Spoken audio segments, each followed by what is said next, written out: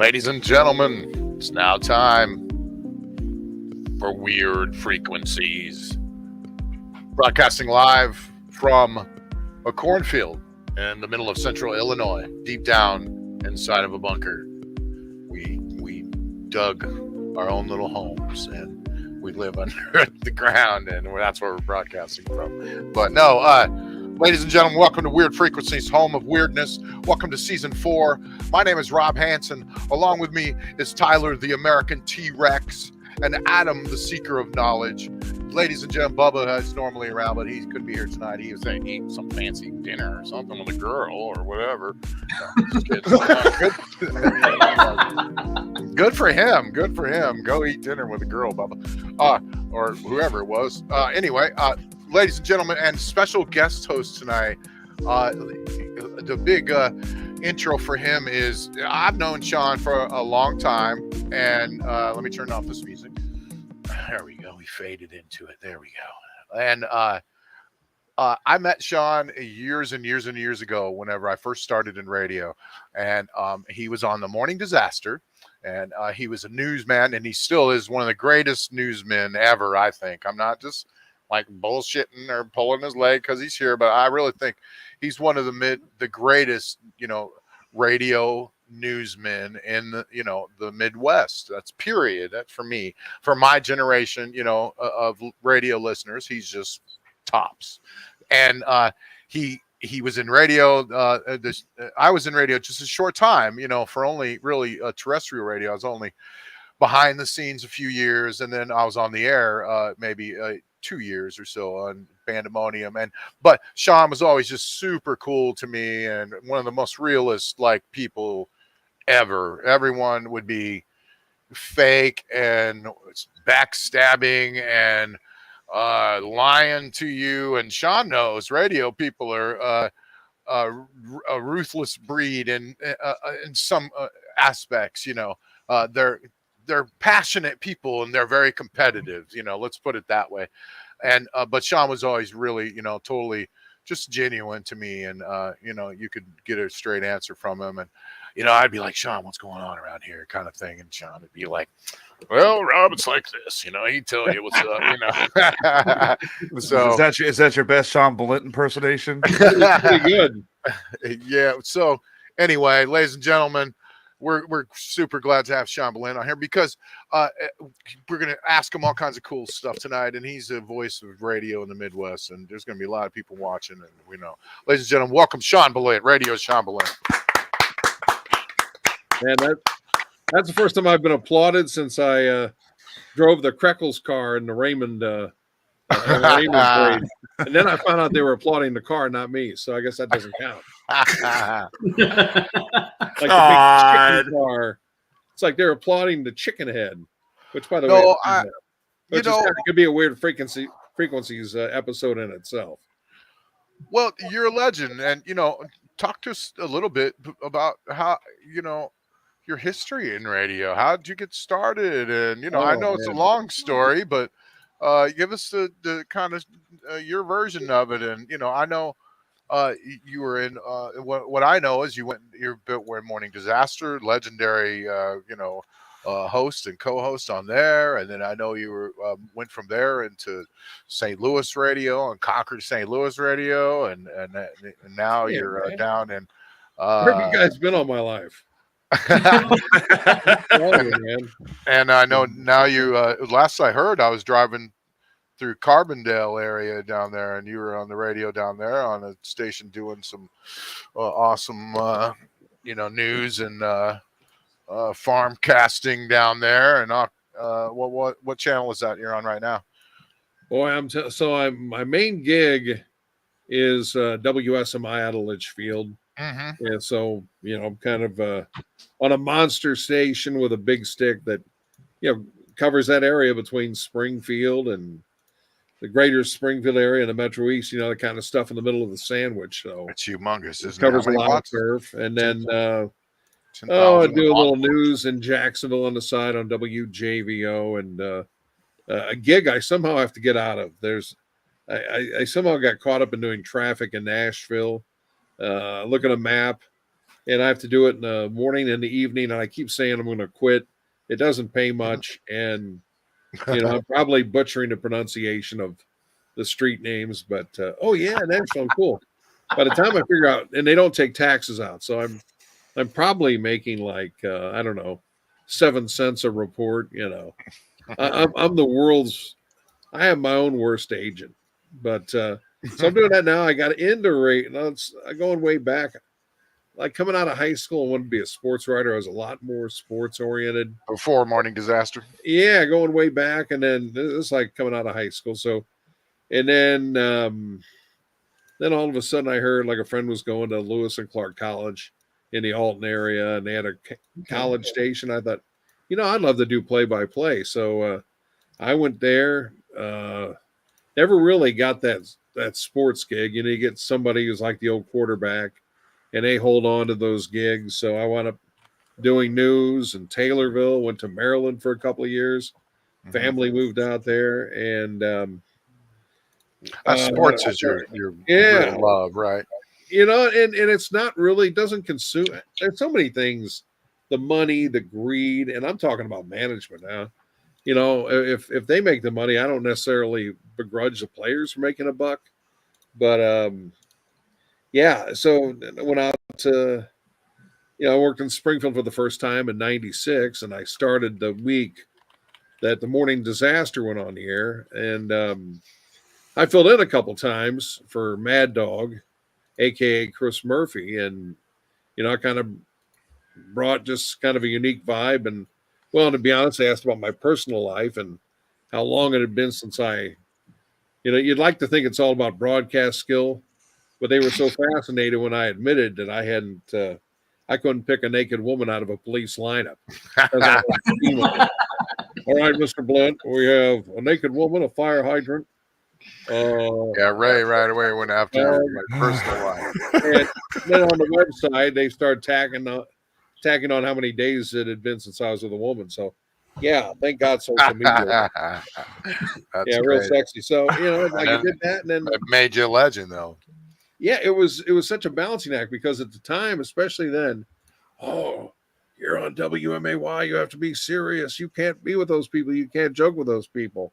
And I don't know. I couldn't stop myself. And, I got on more and more. And so you'd sit there and do something ridiculous in the morning and then talk to the governor 2 hours later. It was just it was fun. And, how Springfield is, though, if you have any kind of notoriety at all, there are these little terrorists out there. Oh, yeah. And I ran into some late 90s. I ran into some people with not a lot of morals, and I don't know what they thought I was, a Fortune 500 company, but it's like I'm putting my pants on one leg at a time, living in a crappy apartment. I don't know what, so I just had to get out, and I went to St. Louis, and went there a couple of times. I remember you were like you were really legit trying to start your own show, and then people were just calling in and driving you freaking insane. Oh man, it was. I did the talk show, and it was Morning Disaster. Mostly fans. Let's face it. And listeners. And they did heckle calls down there. Like my first day, and probably Ray egging them all on. Yeah, what killed me is usually I know the voice of the heckler. Yeah. Like, yes, Bob. But there was a guy who my first day I thought, you know what? After all the crap I went through. First go around in Springfield, I'm going to play it straight. I want to just put the past in the rearview mirror. And somebody calls and says, we listen to Shawn Balint up here, and a big joke is, everyone knows he's gay. So it's like, so I blow a fuse, and here I am. I'm thinking, well, I'm trying to change my luck with women, and that's right out of the starting gate. So I'm like having like a seizure. I'm having angina, yada, yada, yada. And I start to recover. And then what's up, Mike? When I'm just starting to breathe again and I stop, my face isn't as red as a tomato. My aunt calls in my defense. Oh, I've known Shawn for years. He's had lots of girlfriends, which, you know what that sounds like, somebody in denial. Mm-hmm. So that's the kind of nutty stuff. the disaster hecklers are. I mean, they literally ran you out of Springfield. Is that what? I mean, you just made a decision. Well, you know, I when I gotta get talked, out of you know, here. when I talked about too with the stuff that left, the stuff that led me to leave, it was a lot more significant than that. Usually they were a little playful, but I mean, it's just like people just follow you. It was weird. So it's kind of been, you know, because I tried to keep it like Jekyll and Hyde back in that time. You know, like if I'm on an AM station, I'm serious, and if I'm on the FM, I'm the wild, crazy guy. So eventually, I just said the heck with it and welded them all both together. Can I admit something real quick? Sure. I may have been one of the many phone calls that heckled you, so I You just want to dick, apologize. Tyler. Tyler. Hey, you know what? That was, Go that ahead, was part Sean, of the give him show. hell. I mean, as long as they were in Springfield. I may have been a couple of those phone calls. I wasn't PS Bob, but yeah. But the one, you know, in St. Louis, it's like having family down there. That is when I, you know, because I got it. You know, when you go on a disaster, you expect that stuff. You know, you just know you're Yeah, gonna, that's you Well- can't really get mad about it, dude. You're No. right. It's just But- like you bought into it. You bought your ticket when you joined the family, and just like anybody else on there, like you're open to maybe personal, you know, personal issues coming on the air, and you know, yeah, you're right. Oh man, I learned. I had a whole relationship on the air, and it didn't exactly help it. You know, I was inept. You know, so that was. But P.S. Bob, when he called when I had the talk show on MAY, so he's working at a car dealership, so he's got access to a phone with like I don't know 6 phone lines, Yeah, and he would I don't know what he did, but he set it up where he was calling. He took up all we had 3 lines to take in calls. He would book all 3 lines. So you're on Barb and Sean, you're on the air. Yeah. Hello. Then I'd answer the next line. All right, well, let's hope for better luck this time. Yes, hello. And well, surely it can't happen again. Yes, hello. and it sounds funny now, but it was literally just wrecking your show and your job. And, you know, yeah, it was. I get it, man. It I took me remember about 4 talking years. to you. Yeah, it was about 4 years before I could laugh about it, but it was. Yeah, but you know, you can now. And look, Jennifer Smith is in the chat, and she said, "Hey, Sean," and there's a beautiful picture of it there. Gotta love Jen. Yeah, there you go. So, so now, you went to St. Louis. You had you were on the air down there on what, on the big 550 KTRS? Yeah, so I was down. It's a weird story. Like I was there 3 or 4 times, and then I had was offered a chance to teach radio in Texas, and I wasn't.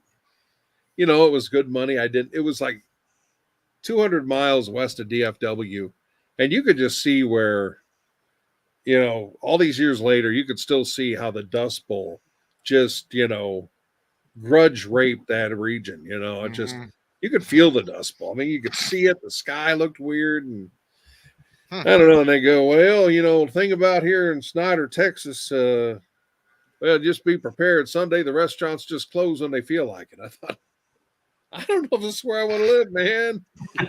Yeah. And you know, I'm big on omens. Like, basically, I took too long to decide. They gave me too long to decide, and I went to check it out, get confirmed, decide if I was going to take the job. And I get there 2:30 in the morning, and you know, like a big Texas wind farm. I felt like I was Luke Skywalker, an X-wing fighter.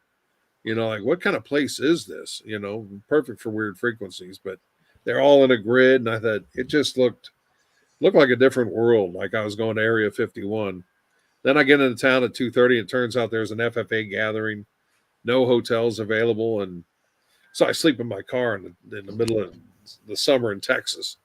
And I go to meet the boss was my mentor. So I felt like, you know, because they were going to have me in a dorm room for like a month. And I thought, well, I can go see him because I know him. So I basically let his assistant know that, you know, I do that hushed tone.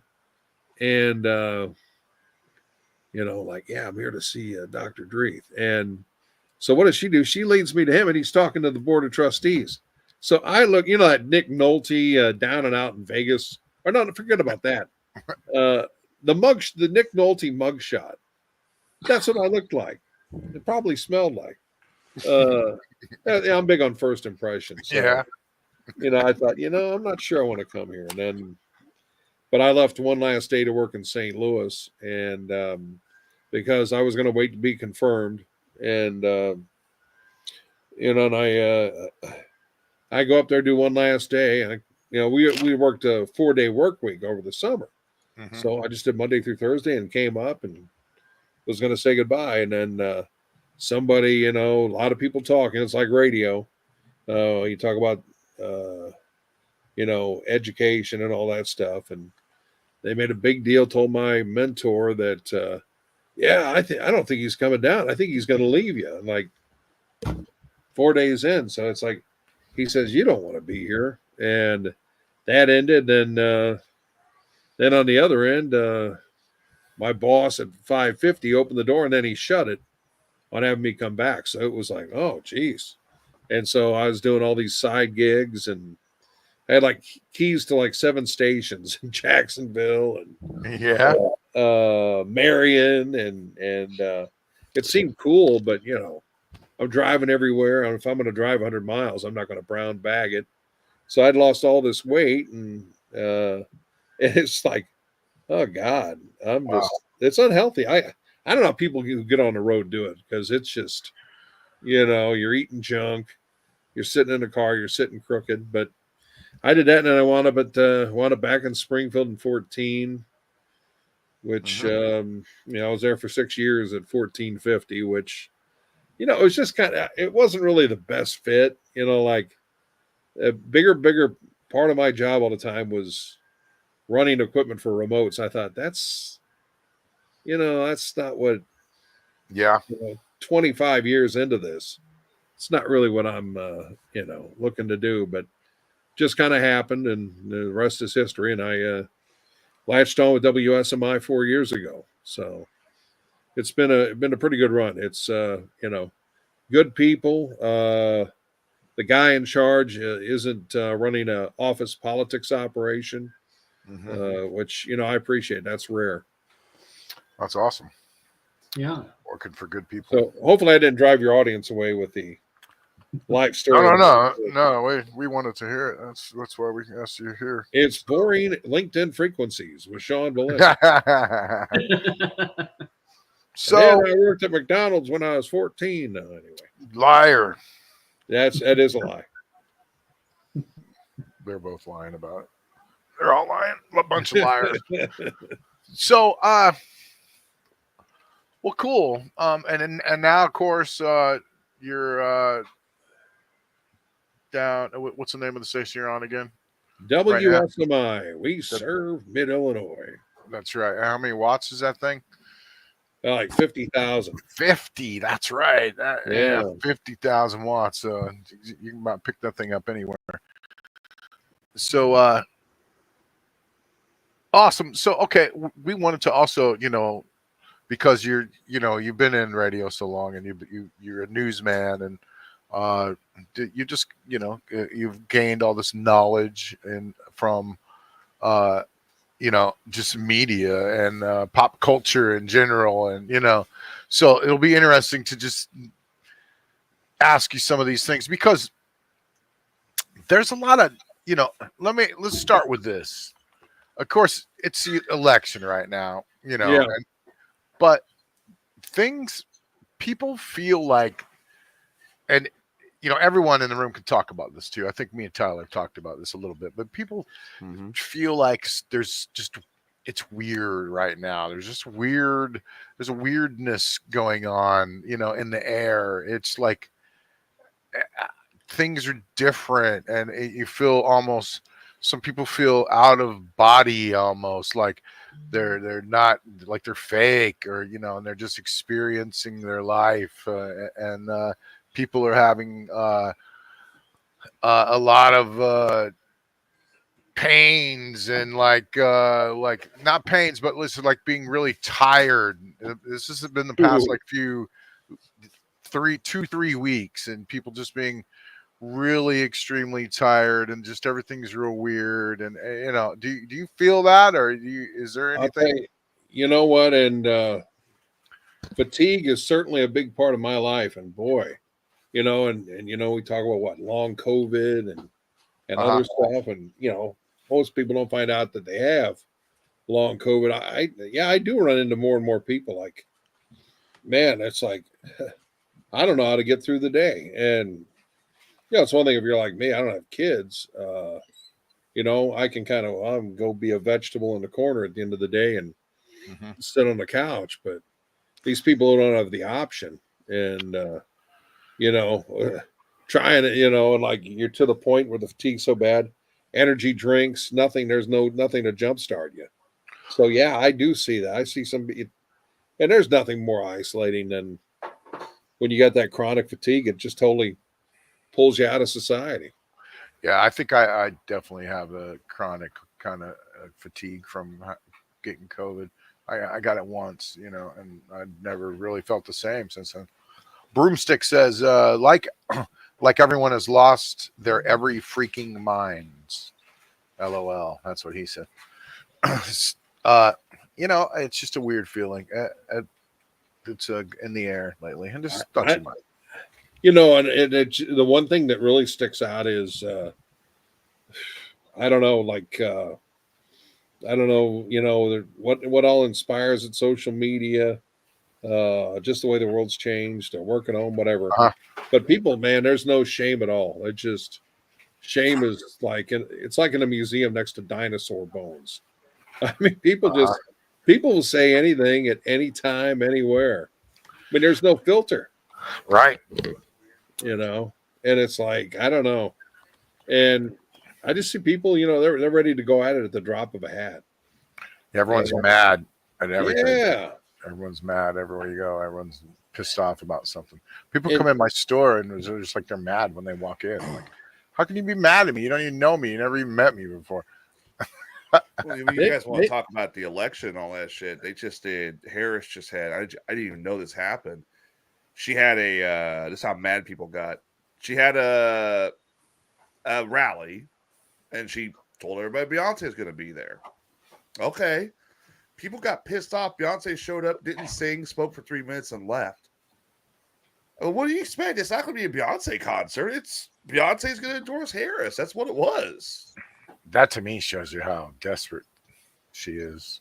It's We have Beyonce there for her. I mean, I don't know. You don't see Trump like bringing Hey. Eminem. yeah. Trump had Joe Rogan. He was on Joe Rogan Friday, and that thing broke the internet. Not kidding. Well, go ahead. And people expect, to be handed the world. It's like, you know what? You didn't buy tickets. You didn't, you know, you to think you should expect that Beyonce is going to do like a half-hour concert and you didn't buy, for free. Yeah. That's just not from the real world. I mean, Which is perform. I could see being disappointed, but angry, brother. She's showing up and saying her little 2 cents in piece and popping out of there. Unless you're paying her 10 milli or whatever she makes for her appearances. Probably more than that, I'm sure. But what are your election thoughts, Shawn? Without getting too personal and I'll tell you what, What this is the interesting thing. I think I think first up, Citizens United is just the worst thing to happen in this country because it opened the door.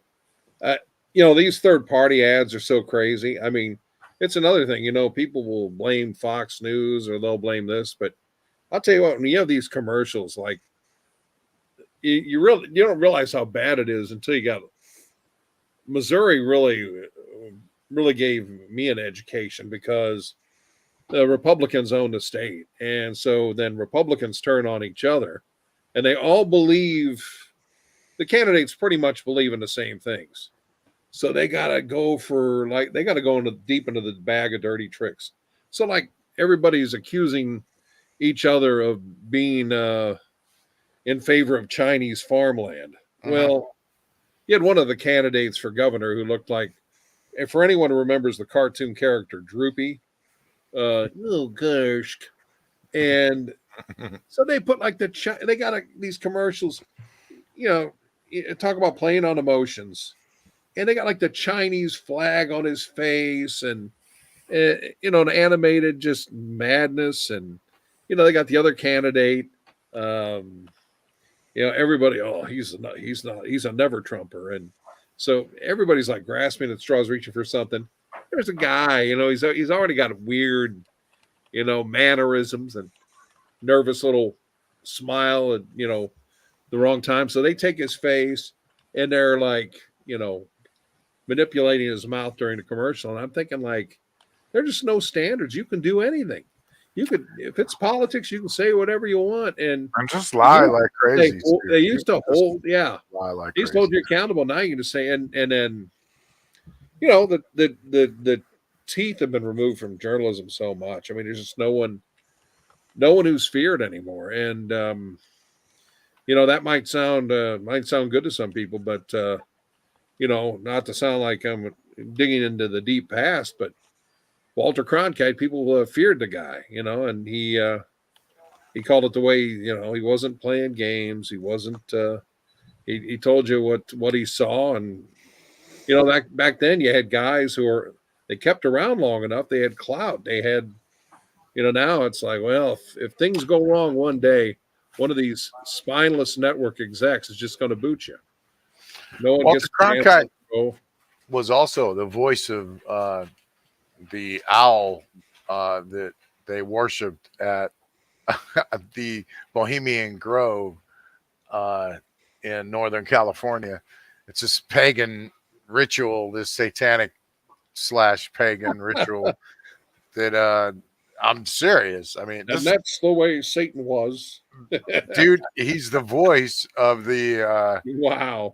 The owl that they, they're during the ceremony, and this lightning comes out of the owl and stuff, and it's a trip. It's Walter Cronkite doing it. You can tell it's him, like, and they're doing this like ritual for it's Illuminati and New World Order stuff, and all the politicians gather there supposedly, and he was the voice of the owl.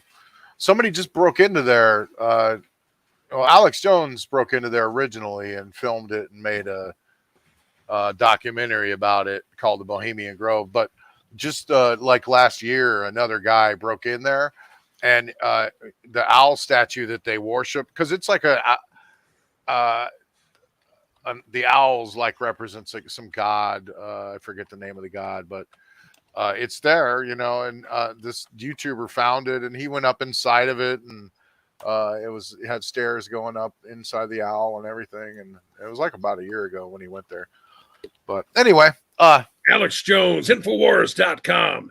Yeah, and the special kit will turn your urine into lemonade.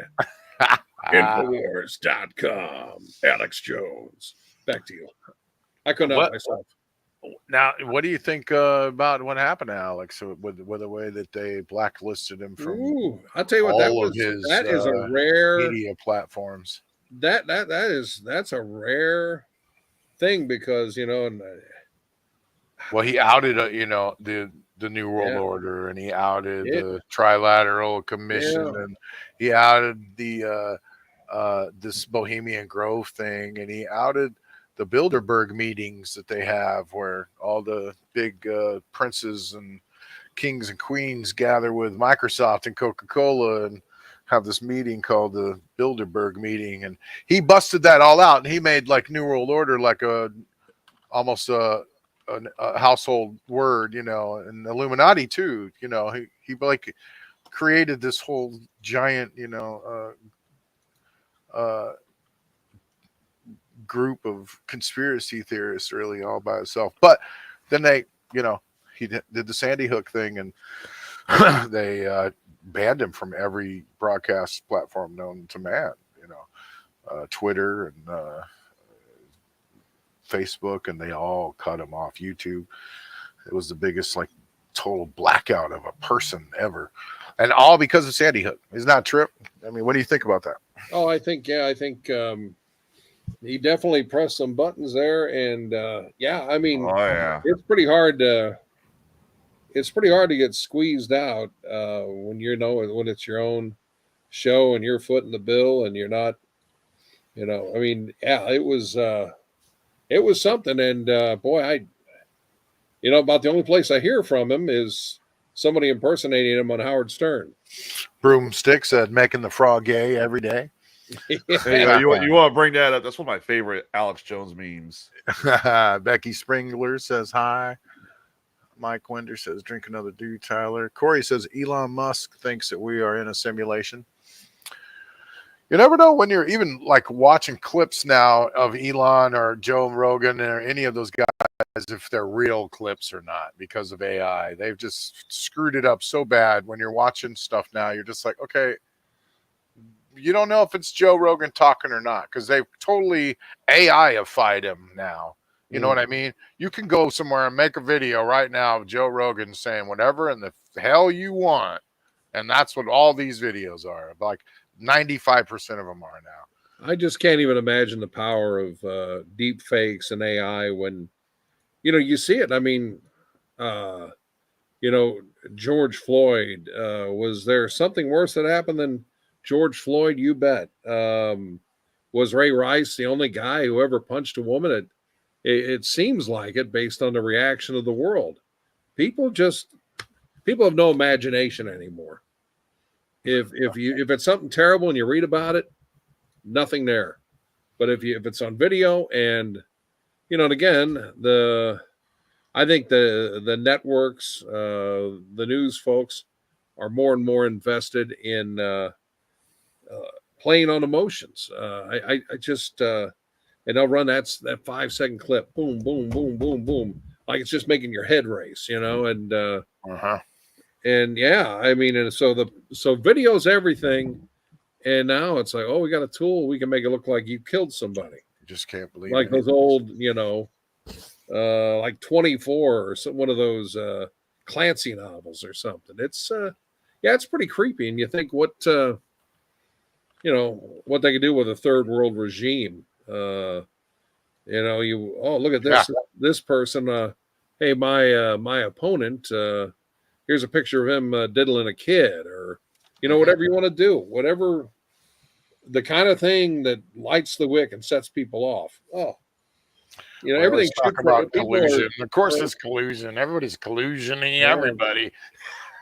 Shoot first, ask questions later. I mean, and is there election interference? Yeah, everyone's interfering everybody now. It's a big giant interference now. Corey said Alex Jones has some great shows on Joe Rogan. He's not as crazy as it seems. Yeah, well, Joe Rogan got in a lot of trouble, just even putting him on the air. He had sponsors that threatened to just pull out, and Spotify was telling them don't do it, and he did it anyway. He's had him on a few times. Yeah, and if you look back, Alex is probably right about not 80% of the stuff he said, but he said some bad stuff with against Sandy Hook, and he regretted it. He said he was sorry. Not good enough. They still don't allow him back. So somebody else interviewed him recently. Piers Morgan? No. Alex Jones? Yeah, somebody else. Like the guy who got kicked out of Fox. What's his name? Tucker. Tucker just interviewed him, and it was an awesome interview. They both talked about it. Everything was wild. But yeah, so okay. Anyway, election. Moving on from the election and the politics and stuff. Let's get into some Halloweeny, topics more like what we normally do. Let's see any more comments. So remember watching all the Hook stuff live when people could actually do that. Questioned a few things. Joe Rogan. Ain't that crazy? National news channels are the same old thing. Do you see video like 200 news stations saying the exact things in the same tone? That happens every night, I think, Corey. I think if you really want to know the truth. If they want to say someone's crazy or make somebody look bad, you'll watch all the news channels and they'll go, boy, that guy's crazy. And they'll go to another channel and go, oh, he's crazy. Yeah, they'll push whatever agenda or talking points for the day. And it's easy to get that across, too, with the way the business has changed, because you don't have any gatekeepers. You don't have, behind the scenes people were so important. And they'd tell the young anchor or reporter didn't know what they were doing, like, hey, you're screwing the pooch. You can't say that, or that's not the way that works. That's gone. And basically people just, like they say, rip and read, feed the teleprompter something from 500 miles away, and we'll go with it. Mhm. And so it's real easy. Yeah, it's real easy to get and as you know, people never stick around for the full story. They never, they're not checking 4 days down the road. They make their impressions based on the first accusation, and that's it. Right. You can be exonerated and everything else. So it's it's like preemptive strike material. It's like you fire the first shot, you win. Mm-hmm. Joe Rogan's this good guy, smart man. Skeletor says this. Joe Rogan's good guy, smart man. Love Rogan. What do y'all think of Trump's interview? I think it's Trump's smart man doing all these interviews right now, going around to all these podcasts. He's even doing some goofy, like weird, like dudes, like podcasts that you wouldn't think he'd normally be on, but he's going around like trying to reach a younger audience is what he's doing, man. Mm-hmm. So I think it's smart, but I didn't see the interview yet. I've seen it. Did you? Did you see it, Shawn? I have not. I have to check it out. Uh-huh. So yeah, I don't know, man. We were talking about this, but I don't really know anybody that's going to vote for Kamala. I hate to say that or like pick sides or anything, but like seems like everybody's voting for Trump. So I don't know. Let's have a vote in the chat room. no, let's not get off. Yeah, everyone will get mad at each other and like then you don't want to. If you admit you're a Trump supporter anyway, somebody will want to come and burn your house down. So I'm an anarchist. I don't support anybody personally. All right, so I don't support people that do weird rituals and satanic, little meetings and stuff. But no, just kidding. Let's see. Shawn, how about UFOs and aliens? What do you think about, all the stuff in Congress, that's happened lately? Yeah, things are real. And what's your take on that? What's your inside take on that? I've always treated it like ghosts in the past. Like I don't believe in it, and I can't say I don't not believe in it. If that's actually any kind of grammar. But man, it's almost like they're trying to prepare us for some kind of news or something. It's like little leak here. It's like little piecemeal. And, you've heard going back to World War II, there are the stories about, well, like the Foo Fighters, like these guys are in the air, and as crazy as some of the Nazi weapons, advanced weapons they developed, that didn't explain something going, whatever, that appeared to go 2,000 miles an hour and, some Me-262 Schwalbe, that was the name of like the big German jet fighter, couldn't do what, these things they saw in the sky could do. So, yeah, it just gets hard. Now, I've always thought, like, oh, it's ridiculous to believe. Well, creator, Big Bang, whatever you believe in, I find it hard to believe. I find it hard to believe all these planets are in this universe for show, Hey, here's another lifeless planet for you to look at someday. There's got to be something out there. You've never seen anything. Yeah. You've never seen anything personally? No, I have, I have not. And certainly I was around, let's see, there was, around Lebanon here, about 10 plus years ago, down by Scott Air Force Base, there was something that, and that's not a place where they're going to test secret aircraft. But something had the back end that looked like a Star Destroyer, and based on the drawings, I think the guy who had the most descriptive drawing tied in was a cop. And they kind of see a little bit of everything. So, you just wonder. I haven't seen anything. Of course, it gets hard to tell what's going on in the sky. Is that a helicopter? Is that the International Space Station? But I've never seen any discs or. So what happened? I don't know if this is the prime territory for that, but it used to be. They used to have all the time out here. Are you talking about? Are you talking about when the police were chasing the supposed UFO across the state of Illinois into Missouri? I think that might be a different one, because I think it was just it moved so fast. It was kind of the overnight shift, he saw it and described it, but I don't think that. Yeah, then there's the heck, what was it? The Battle of L.A. when what was that during World War II? I think it was during World War II. They claim a balloon got loose, is what the claim is, and they started shooting at this. But the handy dandy balloon. Yeah, if you look at the photos, you can tell there's definitely an object there. It's not a balloon because it would have came down with all the firepower they were dropping on that thing. Yeah, that would have been my favorite deleted scene from Independence Day. Why, my fellow Americans, there's a balloon. That's simply a balloon that's cast a shadow over the Empire State Building, and that's not a. So, do you think that there's some kind of alien life out there, or do you think that there's aliens maybe roaming around on the planet already? I'm just about. I think at this point I'm kind of leaning toward it. It's which, leaning toward it. There's something out there, and there's been some kind of. I don't know, contact or whatever. They're just, I mean, I don't know. I can't think of any other reason to release it other than to prepare us for something. But, and at this point, you don't think they're hostile to us because these sightings have been reported for so long. So who knows? Yeah. I mean, I get the feeling they're just out there as voyeurs and, well, let's check these people out. But who knows? I say that it could be like Hitchhiker's Guide to the Galaxy, and they'll blow us up to make a space highway. Wouldn't that suck? Road construction ahead. What does that mean? Right. They're blowing up your planet. Sorry. Broomstick says, how about the ones that were flying above Washington? Yeah, that was a big deal. That was supposedly a meeting where they really showed themselves, and they had some kind of big meeting with Washington that day. That's where they agreed to let them harvest humans in exchange for peace or something like that. That was back in 1952, I think. Yeah, that was their little. So that's why people get kidnapped and sexually assaulted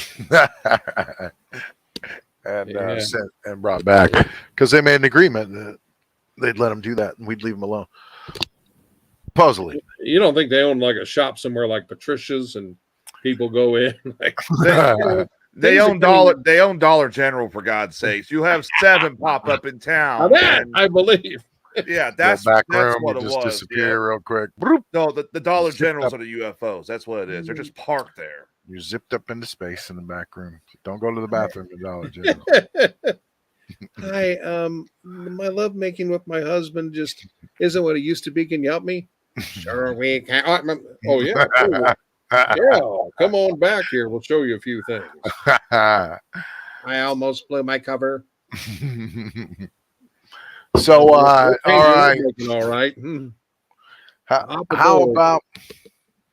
How about AI and AI robots and things like that? What do you think about? What's your thoughts about the future of AI and affecting things? And has it affected you? Or anything? But you look at I mean, you hear about, and they've been pushing to try to do AI news and what's her name, Anna Nova or whatever. So AI trying to put AI on the radio, and it's not going to happen. And then you think of the potential for it to be, just turn the wheels over or turn the wheel over to AI, and I mean, we like to think that only 2 or 3 countries have intense hacking capabilities, but you look at the war and the wars in Afghanistan and Iraq, and here's a guy saying Allah Akbar, and he's got a laptop and takes over a drone. So bad actors can, I don't know, it's chilling, and I don't know, and especially with its potential for errors, when you see like AI seems to be right on path when you see something was written by AI, then all of a sudden, like, oh my word, just like the pictures, all of a sudden it goes off the rails. So it's like handle, not to sound like Terminator Reborn, but it doesn't even have to be like the machine's like, oh, we're going to take over and kill the humans. No, it doesn't have to do that. It just has to screw up. Yeah. Much less if it becomes self-aware and realizes we're all idiots. And but Yeah. yeah, making it's a robots little. left and right. And where in the heck are people going to work? I just yikes. AI, automation, and I don't know. The future's a creepy place. Mm-hmm. Real creepy. I'll It be right is. back. There you go. Good answer. All right. Something light-hearted. Puff Daddy. Diddy. Diddy guilty? Not guilty? What do you think of the whole thing? Is it just is it a big distraction? Everyone always says that about everything now. Any big thing, it's just a distraction. They're distracting us from 3 other things going on. But no. What do you think about Diddy? in fact, my nickname was Puffy, and I took that off my license plates. I thought, you know what? Oops. I think I'm just gonna jump out of that. But Probably, yeah. there's I don't know. Let's put it this way. I They might forgot be it was stacking. Puffy If for a anything, while. they could be stacking something on his past. But Yeah, I think there's got to be something there. he's But not using Puffy anymore though. So no, you he can jumped bring out of that. Yeah, you can bring it back. Yeah, so Maybe not. well, I figured he did things as Puffy and Diddy, but Yeah, you think he's just got stuff stacked up and he knows too much, and they're just trying to bring him down, or what? I don't know, and it'll be interesting to see the evidence trail and what they do there, and and like you said, when you bring in the taboo, and when all of a sudden people at these parties that were assaulted were 90% male, and definitely pushing buttons there, whether that is Apparently, all the rappers were gay. I didn't realize that. what they say that, and they say that about rock stars. I'm just kidding. That well, dude, look when at you feel like you can get a woman easy, you get bored, and look at all the the '80s hair metal guys. They're all dressed like women. What's going on there? They all had long blonde hair and lipstick. Yeah, like when you walk through the You'll record be store in heaven tonight. out of the corner of your eye, you see the Poison album. Like, oh, look at those 4 chicks. Oh, yeah, exactly. Poison. Those were girls. Yeah. Hey, baby, talk dirty to me. Look me on the bottom. Anyway, those girls. Cherry Pie and girls. But Janie Lane was like they know the formula that girl. Women are kind of drawn. I guess certain women are drawn to that androgynous kind of look. I guess like glam rock was so successful, and yeah, there we go. Just kidding. No, old Ziggy himself. All rappers aren't gay. I'm just kidding. Just joking. That one. Yeah. You're gonna get Suge Knight ordering a hit out of this. I know. Yeah, right. Yeah, just kidding. All you rappers. We'll be singing like some good old American. Think about you. Good old American straight rappers out there left, I'm sure. The East Coast and the West Coast will be after you. It's kind of put a big stain, though, on the whole rapper thing right now, Yeah. It was so cool and on top of the world and rims and gold, and now it's like this whole bunch of them are gay, running around having these little weird parties, and baby oil, and baby oil. Oh, and they're all telling on each other too. Isn't that supposed to be like a rap thing where you're like supposed to be loyal and like stitches, snitches or something like that? Snitches and snitches. Every one of them are in a video now telling on each other. Anybody who, if you want to be famous now, you just go snitch on all your friends. Like, I'm going to make a video on you guys here soon. Yeah. And then Snoop went legit and started hanging out with Martha Stewart. That had to be a little. That's still a little weird. Every third commercial is Snoop.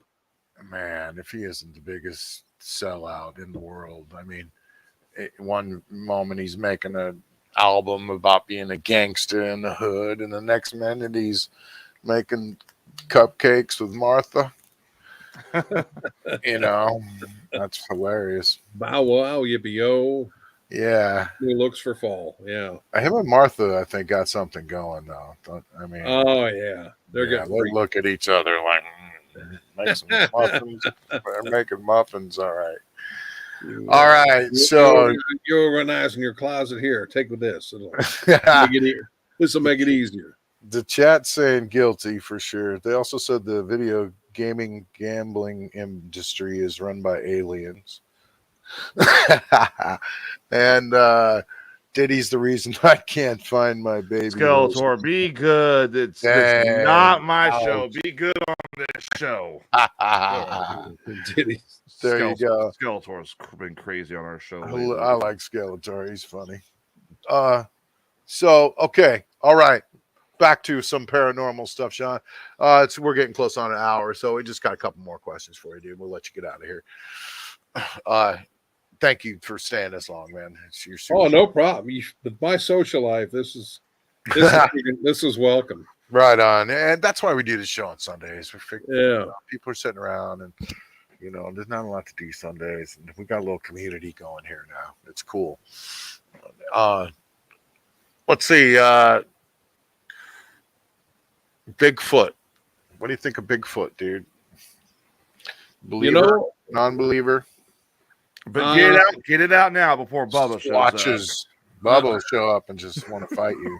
I'm 50-50 on old Squatch because I'm not sold, but you know what? We see all these, finding out these new species are out there that we thought were extinct in the ocean, and so I can see where it's possible, and I know. The fact that the guy admitted faking the famous Sasquatch video kind of killed things for a little bit, but actually we found out he never admitted it. Somebody else. That's funny how that happens. Like something like that sticks. So it's good to know that. Do you want to show Sean this one and see what he thinks? Because Bubba, let's see, Sean. Yeah, see what Sean thinks about this one. This is some latest footage. Sean's really got people freaking out. What's your opinion on this? Well, that's interesting. Wow. That's pretty chilling. I mean, I want to say fake, but I've had arguments with Bubba that lasted hours and almost days about this damn video. Yeah, that's I can see on one hand, you say it's shaken for dramatic effect. It's just kind of it's tough because you don't get enough of a sample. You see a good turnaround. I guess you could look at still frames, but we have a thing on the show that where we say rush that monkey, right? Hashtag rush the monkey. Well, rush the alien, rush whatever it is. Yeah. It means all these people always take this footage and then they just, what do? Walk off? Or, why aren't they running up right now to this thing, like trying to get a close up? So we're telling our listeners, if you spot one of these things, we expect you to risk your damn life.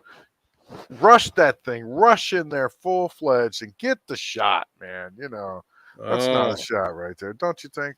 So, and if there's an alien, see, they'll spot Bigfoot, Sean, and he'll be in the middle of the screen and he'll just walk off and like, where'd he go? Follow him. Like, what's going on? Is that more footage of him? So, yeah. Well, you just wonder what they're going to find out because, you get the feeling like, before there was, I realized too, live video is difficult because you're out in the wooded area and, you'd want somebody to be on Starlink, I guess, to get something out there. I guess if somebody was a pro hunting for that stuff, that'd be the way to go. And, if you're streaming, whatever the heck, that's a lot of streaming, but, I guess that's the one way because I can imagine if you're taking on some creature that doesn't want to be found, he's going to kill you and no one's going to find that camera. He's going to treat that camera like Bigfoot does in the Slim Jim commercials. It's going to crush you and crush it. Phone screener Tommy in the chat. Oh, dude, a lot of things are going to happen before I announce I'm getting married. I mean, the odds against that are like 1,000 to 1 now, minimum. That's probably understating it. That is a maybe I'll have like insider joke. Maybe I'll have like a Bigfoot wedding. No, how you doing, Tommy? Do you take this woman to be your lawfully? That'd be kind of fun. Bigfoot themed wedding. That'd be cool. So Tommy's and then then you throw the priest like Sasquatch does in the Slim Jim commercial, or the rabbi or ordained minister. That's why if Jim the photographer was alive, he'd be perfect for that. Skeletor says it's just his hairy girlfriend.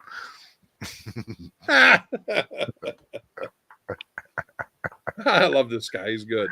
Yeah, he's funny. Tommy said, "Let's go." Phone screen. Tommy said, "Great to see you." Right on. It is good to see you. You love this guy. You watch my show. This guy, for every 5 minutes, is unloading on us about some BS. He came into our show the other night and said, "Hey, he's trying out magic mushrooms," and I'm like, "There's no way he's doing this. There's no way." Then every 20 seconds, every 20 seconds, he's talking about he's hallucinating about an elf sitting in the truck next to him. I'm like, he probably is. Fuck. That's all right. Hallucinate on. We're about to talk about some crazy stuff here towards the end. So, all right. How about Shawn? Let's talk about ghosts. And first, ghosts. Do you believe in ghosts? Have you ever seen a ghost? I have, there are things, that I tell you, I had very intense nightmares when I was like 4 years old. And I still remember it. Like, it's, how the subconscious is, where does it, especially at that age, where does it pick up this stuff? Because, I'm not seeing like R-rated movies. And it was 73. It was 3-channel era. And, like in my closet, there was like this prisoner in an 1800 style ball chain prison outfit, and all these nightmares took place in the room. Mm-hmm. And you just wonder, like, at that age you can't separate. You mean in a room that you were in or staying in the bedroom? In the bedroom. And he came out and threatened, I'm going to take your brother. And one of these nightmares, he picked me up and threw me up to the ceiling. And then coming out of the closet too, there were like 8 figures that looked like the monsters of Easter Island with full bodies and metal halos. And like, where does the mind come up with that stuff? But there were things, like there was like almost like an animated squaw on the ceiling talking to me and talking about what the people had done. And like, I'm sitting there, I haven't taken history class. I don't know about, maybe I picked up a little bit on cowboys and Indians, but yeah, so I don't know, that's close as I've had to experiences where I wonder, like, was this something more than a nightmare? I don't know, but they probably were. I mean, those are, I consider those, those are experiences. It happened. That was an experience that happened in your mind, and that, whether or not it physically appeared or not, I think sometimes that's as close as we get to ghosts. Just what you're saying. I think maybe, even if it doesn't actually appear, even the experience in your mind like that, in some dreams like that, it's still an experience that happened, and as vivid as you're remembering this stuff there, you might have been, been catching some energy in that room or some waves from some time, kind of vortexes of some kind from, when that stuff happened, or energy residuals, Yeah. And I worked on a building where somebody committed suicide, and I think they did it in the building. And I mean, there was like there were these pockets of the building, I mean, maybe the mind's eating up on the suggestion of it turns cold where there are ghosts. But man, there was just a cold front in like a 20-foot section of the building. And I'm thinking, okay, I just kind of had a bad, when bad things like that happen, and bad energy can be left behind, I think sometimes, and residuals, and You know, I Yeah, think, it's a complex. It's a complex question, and and I think sometimes like when someone is like maybe has died, and then you maybe hear them in just in your mind, like you yeah, hear someone just like like going, oh hey, this or that, you shouldn't do this or that. That's a real experience. That's that person actually visiting you, and it happened, and it's a thing, and it was in your head. And I think sometimes that's as close as ghosts are to being real. I've never seen one physically, but I think I get visitations sometimes like that in my mind, even or in my dreams, and they're real. They're a thing, man. You have to look at them like that. Sometimes they're even a gift from that person that you have to be open to receiving. I'm Think taking about you that. both all ghost hunting one day. I'm going to find a place where you guys are going to be like, okay, yeah, that was a ghost we just dealt with, Hmm. like like Weston Hills or some haunted location like that. You can take Sean. I'll I take would. Sean. Yeah, I'll tell you. Part of me also wants to go to that Greenwood Cemetery in Decatur. Where they say the Confederate soldiers come out and appear lost and don't know how to get Don't know home. about this place, Tyler. Tyler's a professional ghost hunter, by the way, Yeah, so Yeah, he I do. definitely believes in ghosts, and he's seen all kinds of crazy stuff. I can work on getting into Greenwood Cemetery and get in there. It's in Decatur. It's not too far. Do a live remote with Sean out there. Yeah, why not? that'd be interesting. And I know what is it? What down there in Alton? They're going to try and contact Houdini's ghost on Halloween night. I So saw that. Yeah, who was that? That Troy Taylor, I think. Troy? Yeah, yeah, that'd be fun. He does all kinds of crazy little dinners like that. Yes, Is that how that dude makes his living? He just has dinners and invites people, and man, that's how he makes money. Or that's pretty he's a awesome. pretty big historian and artist in He's the getting area. up He there. goes through a lot of that stuff. You should have Shawn Balint dinners. oh God, I'd come. I gotta. Make everybody pay like $50 to show up and to the Shawn Balint dinner. Well, let's see. What would I have to do in the? You have to know how to cook first. Well, that would be scary. Yeah, I'm trying to think of the various Ask Sean. screwy things I've done, and This was like the live personal Ask Sean. Actually, I've gone on your Ask Sean posts before and put really weird, bizarre shit. I have And he too. doesn't answer it. He doesn't answer it either. He'll answer like the regular stuff, but I'll ask stuff like, Sean, what's the meaning of life or something? oh my No. God, He won't even answer it. sometimes I have to come back to that stuff, and sometimes, oh boy, I better not answer that. I'm gonna do that. I'm gonna do a little PM on that one. Well, there's So, I'll tell you the Go one that leaves the best comments on that is Marvin from Morning Disaster. uh-huh. Because I'll scroll through and I'll see where he's done the whole Ask Sean anything. And Marvin, I think one time asked him a question. I can't remember what it was. It was, oh, it was like, he asked if Sean was wearing pants at the time. Because I'm Where just is scrolling Marvin? through and Does anyone know? he's still around. I know he's dealing with some health. yeah,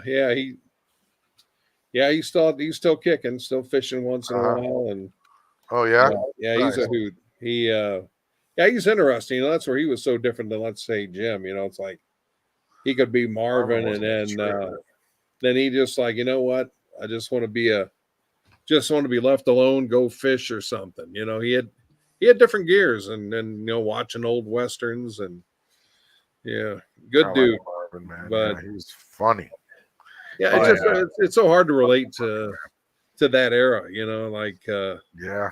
like when people like, oh yeah, when like they'd have me in drag and go to the atrium in front of like 800 people. Like, why would you do that? Well, it's like, well, that's what kind of stuff we did. Yeah, it's a trip. It was a completely different, Oh, like Sandy all the boy. Jimmy jokes, Oh, the way we tormented Jimmy about being gay on the air, and I'm not gay. Hey, I'm not I'm gay. not Yeah, even you are. gay. Yeah, and the funny thing was Jimmy really wasn't gay. I don't think. No.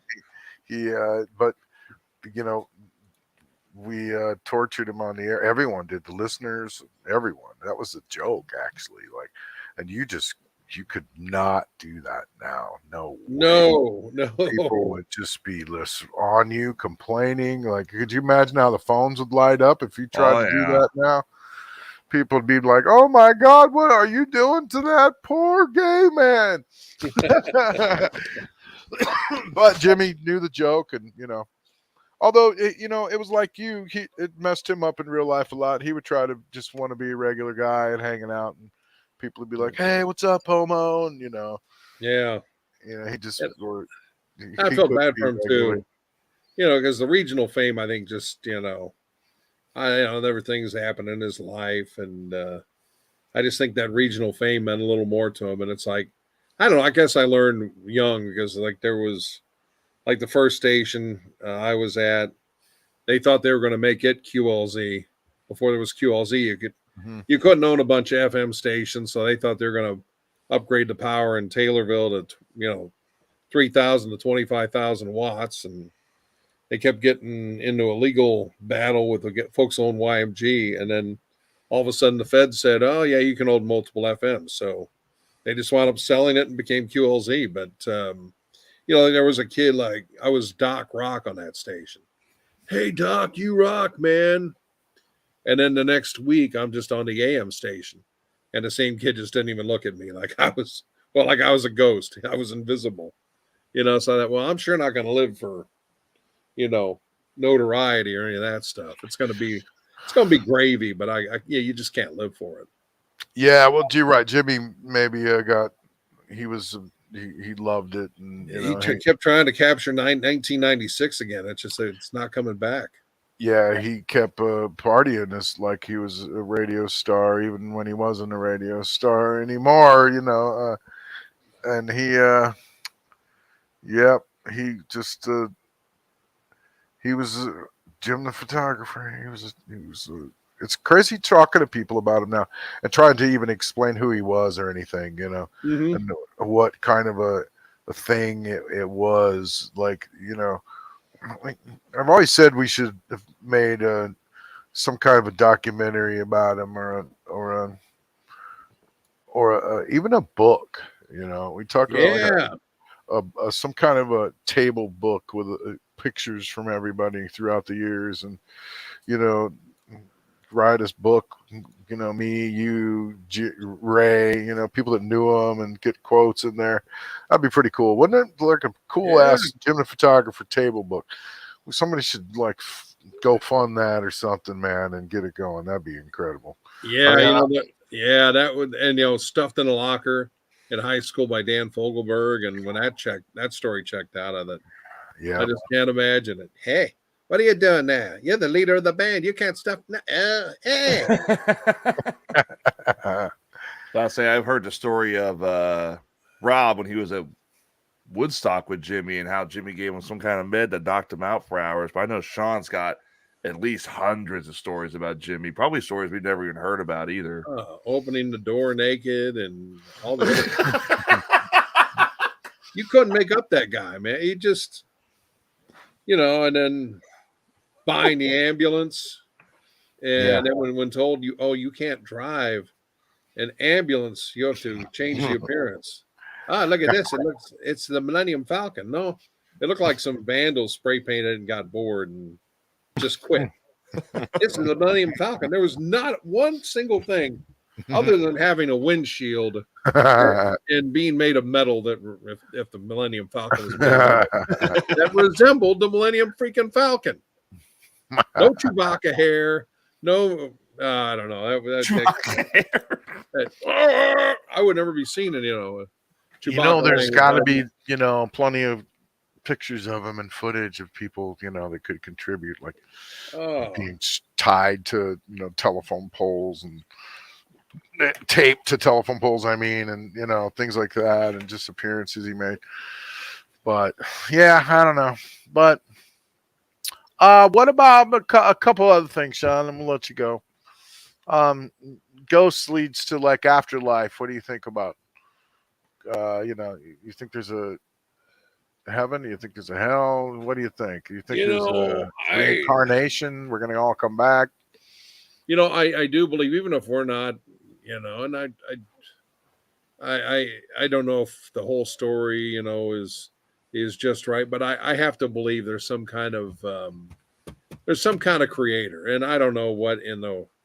I have a hard time believing we just go into dirt, but then how do we really know what happens? It's I look at everything religion says, and I try to look through an evidence based way.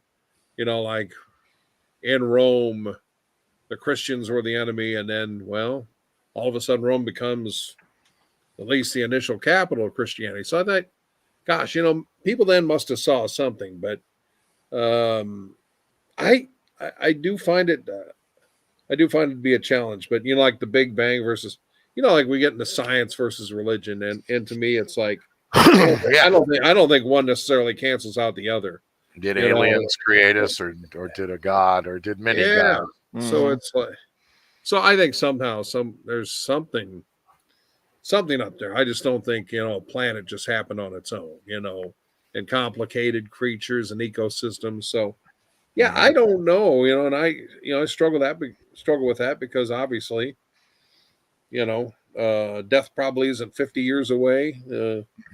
Might be next week. I don't know. And I'd like to think, but I don't know. You're Gary Busey say, yeah, we just go up there and look like gold bars in Fort Knox, and we're just little lights, and like we're like some kind of music festival saying, hey, this God thing is cool. So I'd hate to be just a bar of light, that would right. Exactly. We all look the same and all that.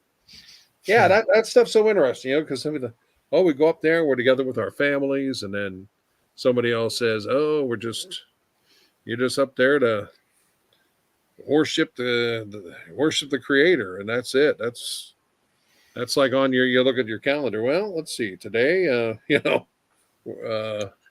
worship God 8 a.m. to 8 a.m. And I don't know what to think. But Tommy says, what if our reality is just a continuous loop? Or do we keep, learning and coming back? Or is this it, do you think? And some people think this is it. Then you move on and you learn everything you're supposed to learn here. Yeah. To another kind of thing, or who knows? Yeah, I don't know. And that's why we like asking that question and hearing, yeah, and reincarnation, is just kind of, gosh, you'd have to have evidence, but how the hell would you get evidence? Yeah. How would, I don't know. Other than Shirley MacLaine. There's a hip current reference. So, last question. What about like the pyramids? Do you think men built the pyramids? Or do you think aliens built them? And that comes with the whole, aliens created us story too. Yeah. Oh boy, that's tough. I mean, you delve into any of that ancient aliens. I sit there and I think about when they show the theories of how they think humans could have, and they don't seem very sold on it when they say, well, they would have had to walk up the pyramid with a 50-pound block on their back, and don't we have any faith in human ingenuity to pull that off? I think it's sliding rocks on some mud and some sand. I know there are incredible things like the Colossus statue in the ancient world. So I don't know. Yeah. I mean, the engineering knowledge it took to make something like that and to make it stand up, and even the Sphinx and the other stuff. The other buildings all over the world that match up with it and have the same kind of architecture. Yeah, and it's hard to plug in the alien aspect because you just don't have any evidence. But there's ancient buildings your mind opens everywhere that we're supposed to believe it was built by wagon and buggy driving people with mallets and wood mallets. And you look at some of these cathedrals now that exist still in India and all over the world with some incredible faces and architecture and giant doors on them that are like, fit for giants and other kind of, people think that those were maybe even built by other civilizations. even before us, but that are still there. Somehow. And then you ask the question there, if you're looking through that prism, it's like, are the creatures depicted like the sacred walking two-legged dog, a humanoid kind of dog?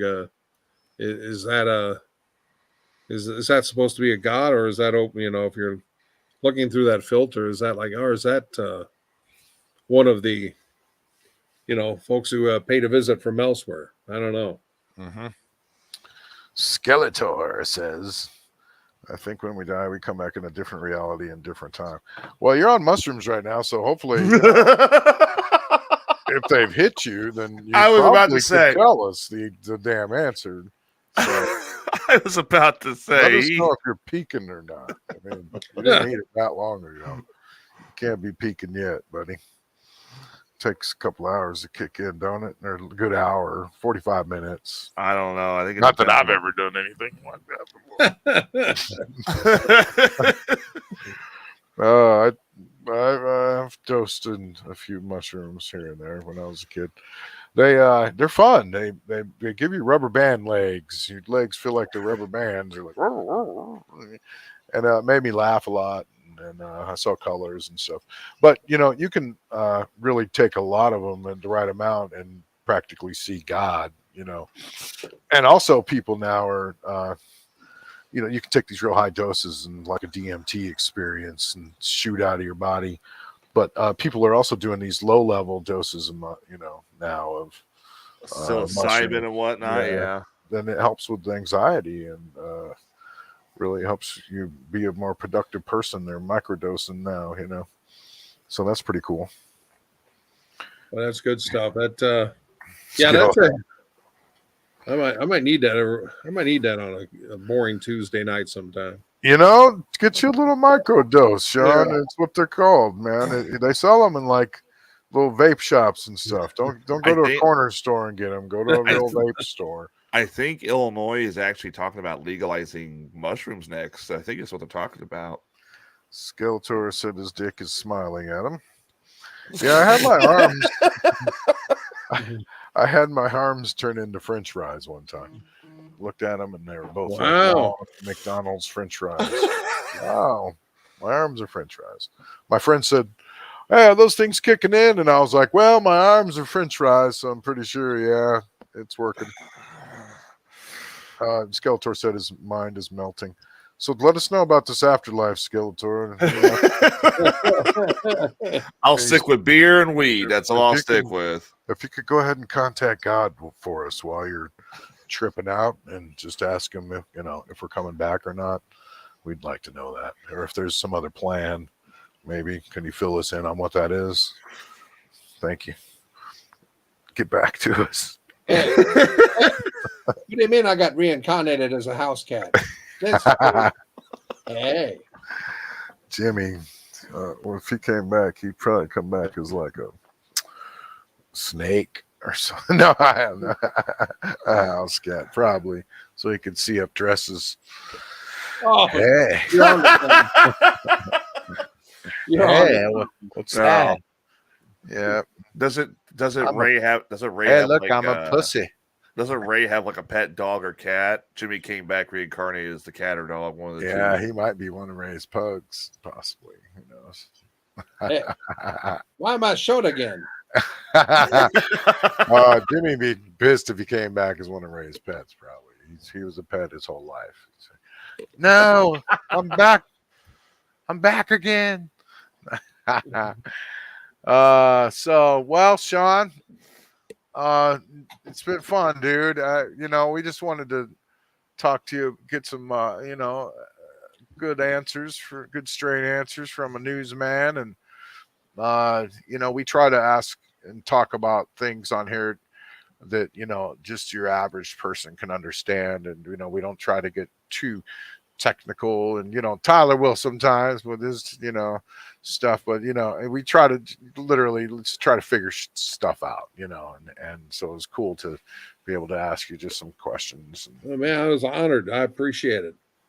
And it was fun having you, man. So thank you so much. And so where can people hear and see you for now next? I do a daily segment at 1:40 on WSMI 106.1. So that's the one thing. If you're not interested in news from Hillsboro, Litchfield, Pana, and I'm on that doing that 7:45, 12:15, 5:25. So yeah, that seems to be the best way to get that little mix of commentary, comedy, and all that good stuff. Yeah, it's super cool. It's fun. I got to listen a few times now. When I'm on the road going down to St. Louis, you can always pick it up. Yeah, it's super fun. Yeah, it's a lot of nonsense, but it's try to keep it fun nonsense. Mm-hmm. Mm-hmm. Super cool. So, well, thanks again, Shawn, and all you listeners. Thank you for tuning in, and all the Shawn fans that showed up. Shawn fans actually showed up, so Such a thing exists. Yeah, they showed up in numbers. I had a train wreck in town last night. Like, hey, come to my party. Oh yeah, come to my. Like, oh geez, did I ever live in this town? I thought I was a ghost. So, Skeletor, did you talk to God for us? Get an answer back real quick or not? Darn it. Jim the photographer comes back with, I'm a gay frog. What the hell? Son of a bitch. Hey, I'm a gay frog. Hey. I'm not a gay frog. I'm not even an amphibian. Super. You son of a bitch. People come up to me in grocery stores and stuff and go, hey, super, and stuff. It's like, they do that still? Yeah, it's funny how he still is alive like that. Yeah. Dude, yeah. People still talk about. They were gonna have that big anniversary, and it just got anniversary show and concert, and it just kind of faded and wound up just being 20 people talking about the old times. But dude, we yeah, still it's have something, and then the fact that so many people let their kids listen as they were driving along or whatever. Yeah. So you get somebody who's like a ridiculously young age talking about the show. The sad thing was technology, we didn't do a lot of filming, and I don't think there's a whole lot of movie clips of them to try to put together some sort of a documentary about them. They're just, I don't know, maybe if people have them out there, but I was in charge of the audio and visual behind Morning Disaster for, when you were there, and I was building the web pages and stuff before I was even a DJ. And we built the gym cam, and remember the gym cam? We are stars. On the gym cam. It had its own theme song. Yeah. I got a new money making idea. I'm gonna entertain. I'm gonna pleasure myself. People are gonna pay me. He came to me and he was like, Rob, we got to make a video phone using my cellular devices. And he came to me with all this stuff. And I was like, okay, dude, we'll figure it out. And so we took his phone and hooked it up to the website, right? And we uploaded one picture every 30 seconds. It would go chicka, chicka, chicka, chicka, chicka, chicka, and finally upload. And we figured out that the web page that we made, the web page itself, refresh every 30 seconds. So it wasn't a live feed, but you were getting a live shot every 30 seconds, basically. And it changed. It just changed. And Jimmy would be there going, yeah. But dude, that was the technology then. You know what I mean? And we had a live remote gym cam type thing before anybody. I mean, let's face it, people got to see him doing his crazy stuff. He was doing. I remember we did a bathtub and full of Fruit Loops. Remember that behind some bars? And we taped him to the Hummers. We taped him to, he'd be dressed as Santa Claus, and we just do all kinds of horrible stuff to him. And that all was over the gym cam, but it wasn't really being recorded or captured or nothing. You know what I mean? Yeah. He never said no. I mean, I didn't say no very often, but there were two things where, okay, they wanted to put an engagement photo in the paper, and they wanted to have some professional person do makeup and whatever, have me in drag or whatever. And it's no, that stuff, there would be churches protesting at my house. I'm not doing that. That would never die, and it would be in the paper's archives for 100 years. So I said no to that, and then like what they had a gal came in the Avon say. The gal handled Avon sales, and she was showing off lipsticks, and they said, well, we'll give $300 to breast cancer research if you kiss Jim. It's like, no, I would never. I'd be looking over my shoulder. It's like, you know what? If it would cure breast cancer, well, do whatever. But $300 isn't going to do crap. It's like, I mean, it's going to give like someone with breast cancer a chance to buy mushrooms or something. I'm not getting labeled that. I'm not. Oh yeah, well, it's on film. Well, whenever he passed, I know. He never said no.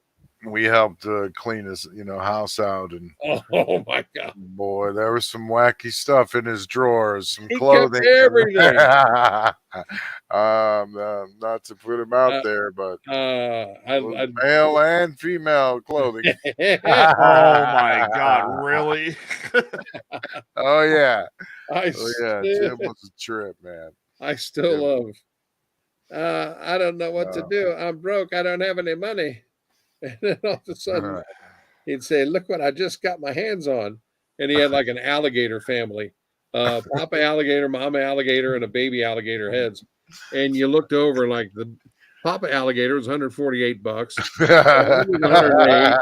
The baby was $70. I don't have any money. Wait a minute. He actually had legitimate. What? Probably. Yeah. He got some gift shop at a gator. Some kind of shellacked alligator head, and they had the whole family. He bought all the alligator. Yep. To call in to say, crikey, I just blew the rent on dead alligators. Oh God. Crocodile Jimmy. I remember one time he took that car salesman on a drive, and he took him and held him out for like an hour, driving him around and on a test drive. God. Him and Shaner. And he took the guy and had him go through and get him lunch in the drive-through. and he was like, I don't have any money. Would you mind paying for this? Made dude pay for lunch, and the guy's like.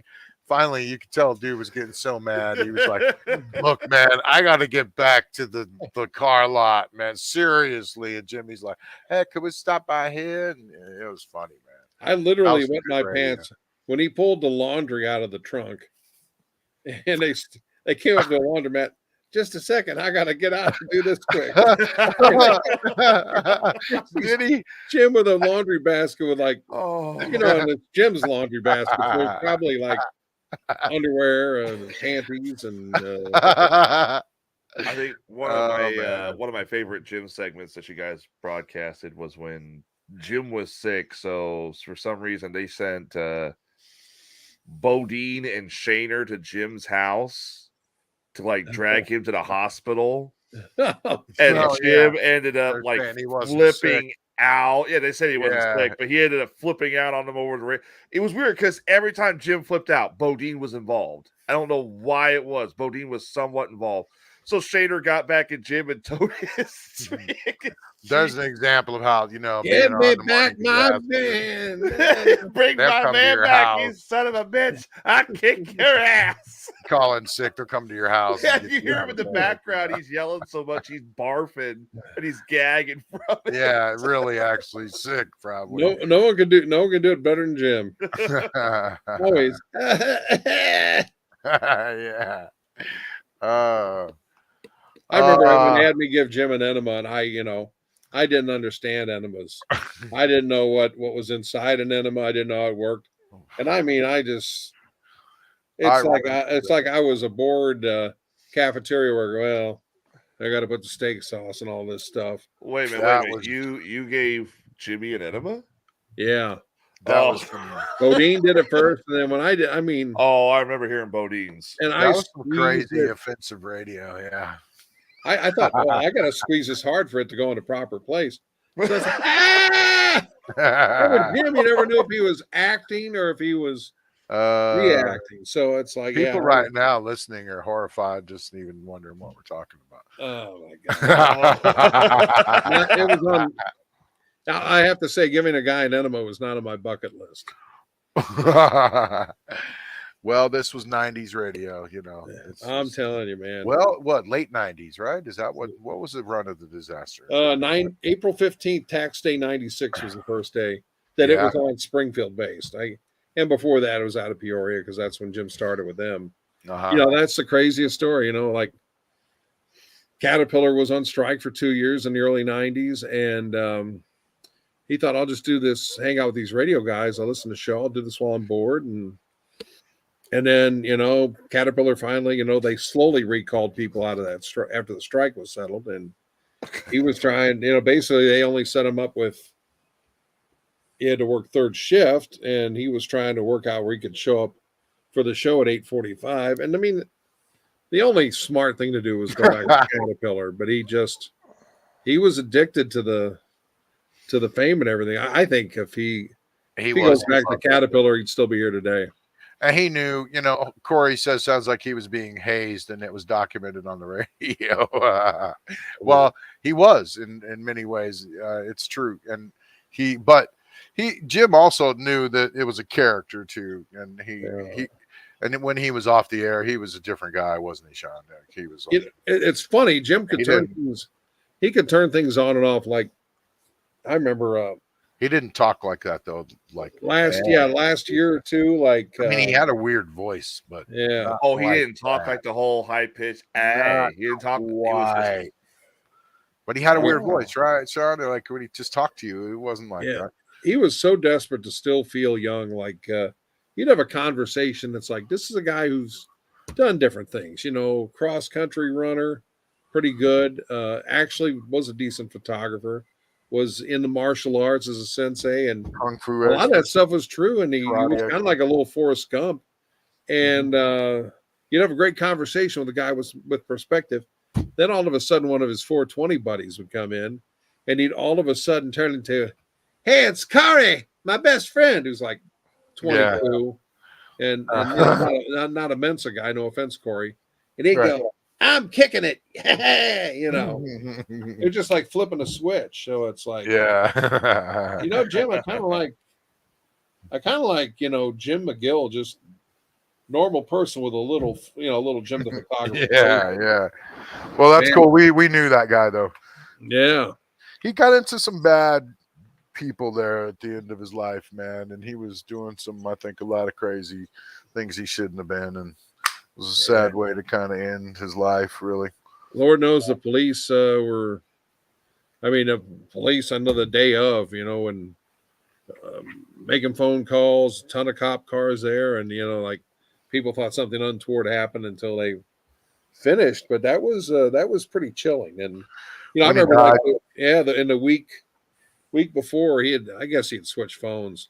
He kept calling me about fantasy football. He always wanted to make trades, and I felt bad because I didn't respond to any of his calls because I thought it was somebody else. And so he probably died thinking I was just a big, big jerk. And he was hanging around a lot of unsavory girls at his house. I know that. I'd go in over there a couple times, and there'd just be like 20 girls in there, and all of them looked like they were bad news. And I'd be like, Jimmy, man, what the hell are you doing? And he'd just be like, hey, you know.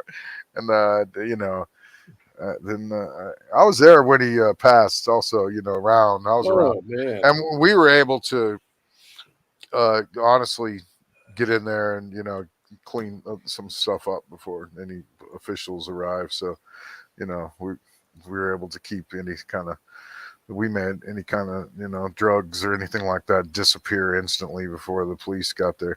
Wow. So the neighbors, everybody pitched in, and we cleaned that place up real quick. So, and it's all said and done with now. And, you know, I don't know, but that's what happened.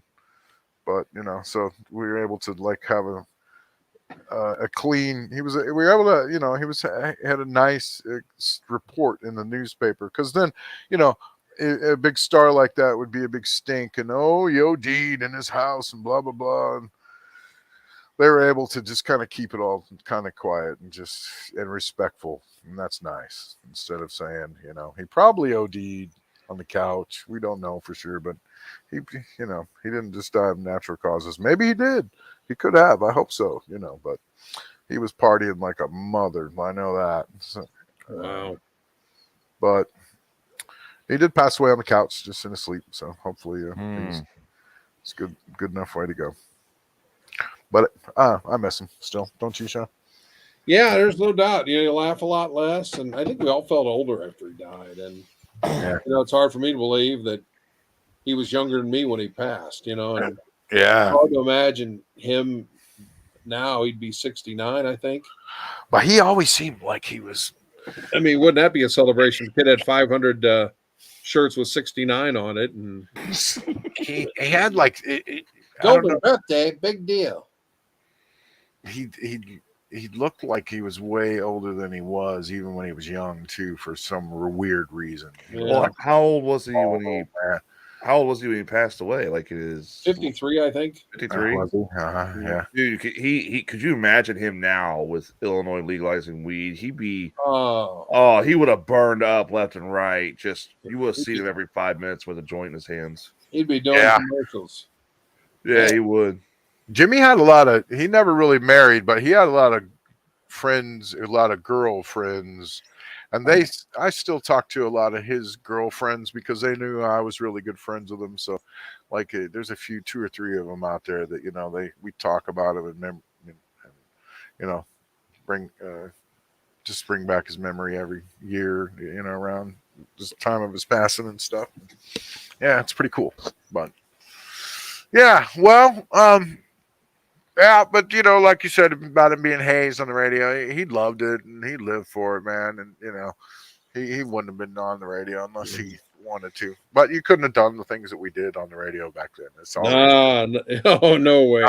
They're gay and any period after Obama became president. There's no way we could. What year did Obama get in there? Oh wait, did he? Yeah, women 08. Yeah. What? Well, and if you tried to do it today, it just wouldn't work. Hearing Jim say, "I'm not LGBTQ plus," that just doesn't have the same ring to it. Yeah.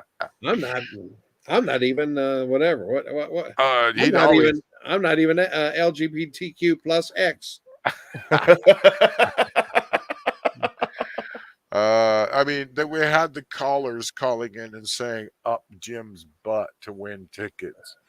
I think Becky said that earlier. She said, "I remember calling in and saying up Jim's butt for corn tickets." I love the one where we asked the trivia questions, and they were insanely easy questions. You're wrong. Jim gets punched or whatever, and I forget. Oh yeah. What is the state capital of Illinois? No, you idiot! No. It was usually a big punch, but, there wasn't. Well, we had that one time. Jim gets punched. Jim, win tickets. Most people did it right. Just kind of soft. And there was one. We did the Jim. They did the Jim confessions. I'm Jim the photographer. No, you got to say this, Jim. I'm a fan of Saddam Hussein. I'm not a fan of Saddam. And so some guy goes, well, obviously, whether you think it's funny or not, it's right out there and straightforward. He didn't believe that. This guy comes up and goes, I have a friend who served in Iraq. And it hits Jim in the stomach as, not expect as hard as he can. I'm like, you know what? You're a moron. Yeah. You know what? After he died, I heard that, and I got mad at just some people that took things too far, especially when they let the listeners get involved. Because, you listen to the show, the shtick, and that's not what he's expressing. That's cowardly to hit someone as hard as you can when they're not expecting it. A good way to give somebody a grabber, Well, remember you had the rocket, the bottle rocket in his ass crack. Oh God! The lead singer of some band, some famous band, Adam Ship. shoved it down farther down his ass when it Put it lit. the wrong way is what Ray said. Oh, that dude interviewed shoved it him. down there. That's what Jimmy Yeah. told me. He was going to sue that dude, It's stupid. I mean, and it burned up his ass, and then they fired him because of it. yeah, and it's one of those deals where, and the whole thing was okay. He had to do it, but then it reached a point where he didn't really have to do it, but he just heard the crowds cheer again, and like, that was kind of the killer moment. Like he wanted to hear the crowds again. He wanted to hear the cheers, and and just it was a great risk. And I think, it definitely changed his lifestyle because you talk about an active guy, and he had, I think, permanent damage downstairs. And Oh, he did. He had to have surgery. Bottle rocket up the ass. Yeah, not up the ass, but it was like in his ass cheeks in the car. I mean, it burnt up like right by his butthole, his faces. I mean, it burned up there, and it burnt him up really bad. He had to have some surgeries. Yeah, and his cheeks looked like two burgers on a barbecue grill. That he were was off cooked, work. Wow. they were cooked at like 2,000 degrees, and they fell to the bottom of the grill, and like the metal and everything just Corey collapsed. says the more I realize Ray's a bully. Nah, that's not the case. It was a show, and they were best friends off the air, and I think Shawn and Ray and Jimmy were like a trio. They were like, you think it was like the three of you guys are like super good friends and back in that time, and and they're definitely like anything, like a band or anything in showbiz. There are strained times, and times you're on the outs, or times you're not getting along. So it's I mean, Shawn's not saying now Ray was a bully. He didn't bully him, but it was part of the shtick. He fought his. And I think at that time, I think there was that point where, okay, Jim had to do it a few times, but he just kept doing the bottle rocket thing. It's like, they love me again, and he'd get on top of the Hummer, and Ray has the talent of seeing interesting people and just pointing out funny things about them and making them do funny stuff. Yeah. Like Steve, the guy who's on his show now, say, that he's bullying him, but he's, it's not the deal. I mean, there was a definite, there are some moments like, is it a fact? Does it happen? I don't know.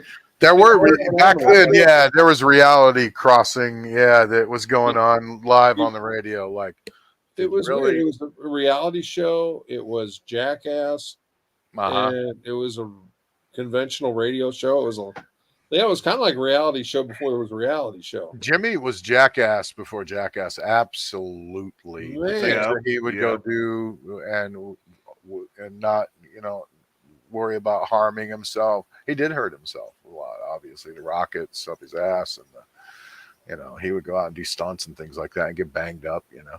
Said he had a concussion from rolling down the hill. I think at the fairgrounds, and rolled down the hill in a barrel. Oh shit! Did he? Oh damn! Yeah. I mean, some of the stuff like I don't know what. Some stuff like when he had to be Buckethead, and they made him spend the entire show for weeks on end in a porta potty at Shainer's.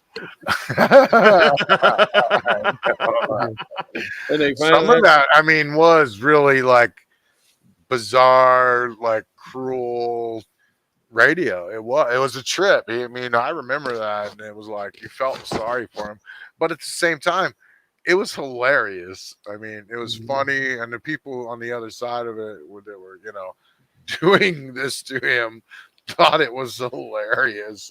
And some of his answers, like I talked about Buckethead, and they drew like a smile on the bucket that they made him wear on his head all the time. And Ray goes, "Quit looking at me that way. You're out of line." He goes, "Don't make that face at me." "Hey, I'm not making the face. It's drawn on." That may or may not be funny with a tip, with somebody else, but with it was just extremely hysterical. Man, he would protest it was like he was really protesting. Like that's not my face. It's drawn on. Yeah, I'm not. Yeah. Let me take the bucket off. It does all sound horrible, and it's hard to even explain. You're right. I mean, without sounding like we just tormented this man for 10 years of his life, and called Yeah, him Thanksgiving gay. Eve, and Thanksgiving Eve, I think, well, I'm not going to see Jim in that ridiculous wedding dress. And you remember that he wore that on Thanksgiving Eve, and he wore that outside Wrigley Field during the McGuire Sosa chase. Had that sign, "Marry Me, Sammy." And again, he's wearing a wedding dress. He doesn't have a wig. He doesn't have. There's no other drag element other than the outfit. So Yeah. it was at a unique, weird, and like these guys outside Wrigley Field were going to beat him up. And hey, You could pay Jimmy like $50 and he'd show up and strip for your girlfriend or whatever. And he'd roll around all over, hey, baby. And she'd just be horrified and trying to get away from him. He was one of a kind. I still remember I went with a couple of Illini games to him and with him, and he, well, maybe two of them because they were bad, but and like he basically like set up a bar on top of the dash, and like the state police have all these like wolf packs on I'm out there on 72 going on to 74. Mm-hmm. Hey, I got a little what do they call it? Oh, I got a little road soda here. Yeah. He's just like cruising and boozing the whole time. It's like, some people can pull that off, but I was going to say, if anybody wants to ever hear any Jim the Photographer, you can go to like morningdisaster.com. Morningdisaster.net. I think they got some archives there. And you can go there and like, I don't know if you got to pay for it or what, but you can go through the archives and listen to, they have CDs of everything we're talking about. It was, not everything, but a lot of it was recorded and documented and it's out there. So, I'll throw it up in the chat room here in a minute. Yeah. Like links to it. That'd be cool. There's also a video out there of Jim versus the volcano where he's talking about his weed volcano. Have you ever seen that, Shawn?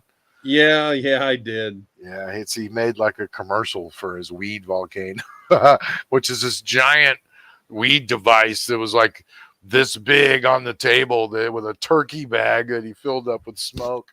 He was way ahead of his time. Now people they're doing the same thing, but they're doing it with a little tiny device, but he was smoking concentrates back then and using this giant turkey bag. It was amazing. And he was like, this is the future of weed, man. And he's right. I mean, it did go in that direction, which is funny. But hey, Rob? Yeah. Share this. Bring that up. You guys want a little trip down memory lane? I'm sharing my screen. Oh, gotcha. Okay. Oh, all right. Here we go. The future. Vaporizing. Zoom in. Oh, yeah.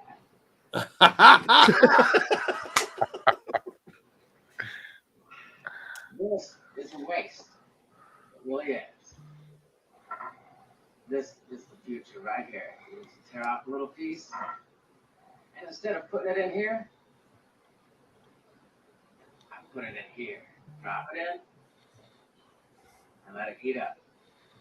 When that orange comes up, he's vaporizing. Lid on. And it was a healthier way to smoke weed. Orange light is off. You're not burning it. There's no carcinogens. Put it on. It's just vapor. And but look at this setup. That's Jim the Photographer, everybody. And then this is Jim's living room, and he had a fishing line hanging above him with that little clip there, some kind of hair clip of some kind, right? See that clip holding it? Yeah. Here's what I mean by the future. You want to vaporize your herb because you want the most out of it. The health advantages are astronomical. You ever get tired when you use this? He was the Thomas Edison of weed. I know you have to. You know you have. He was. You've gotten tired too. He was. Man, I feel like I got to take a nap now. You want to know why? It's because your body is absorbing 200 chemicals. That's right, 200 chemicals. With this, you're only absorbing 5 chemicals. And you This is also my have no favorite part. tar When he goes, yeah, coating the inside of your I lungs, still making miss you this tired. every once in a while. You know, that tar coating the inside of your lungs, that's like an air filter on your car that's all clogged up. The air isn't coming into it. So it's acting much less efficiently. But this is very efficient. Yeah, I still use this every now and then for old time's sake. That's This classic. is the way to go. And it's He also cut into much that more one, too. cost effective. That little herb that I had in here, that I put in here instead, well, I'm going to get 2 balloons out of it here 2 balloons. instead of just one little bowl here. He fills that thing up And twice, yeah, this is with that one bowl. 99% TH vapor. Not in the video, I but think yeah. it's so So much is he better. gonna like put his head in it or something? No, Or what? watch. It is so good. Oh my I'm looking God. so forward to it. Turn on the fan, Oh, undo it, put this on, And he would just pass this around. and enjoy.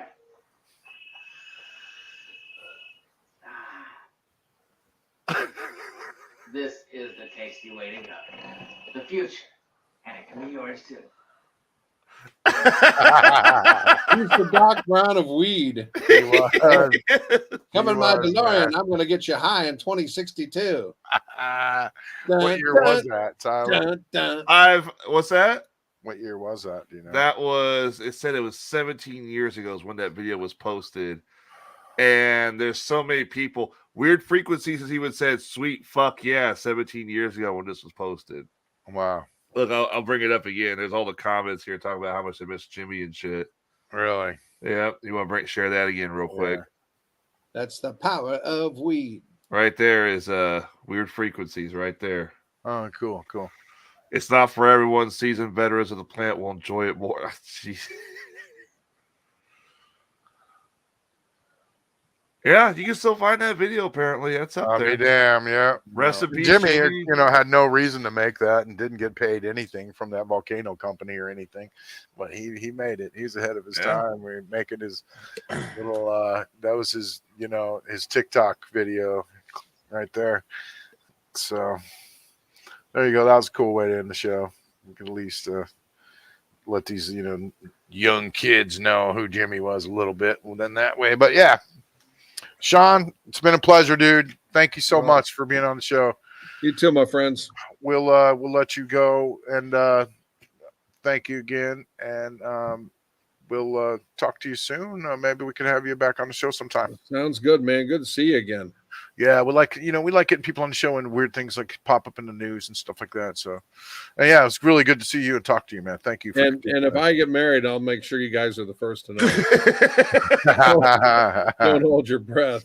We'll be there. I'll be in a nursing home, and some employee will marry me to,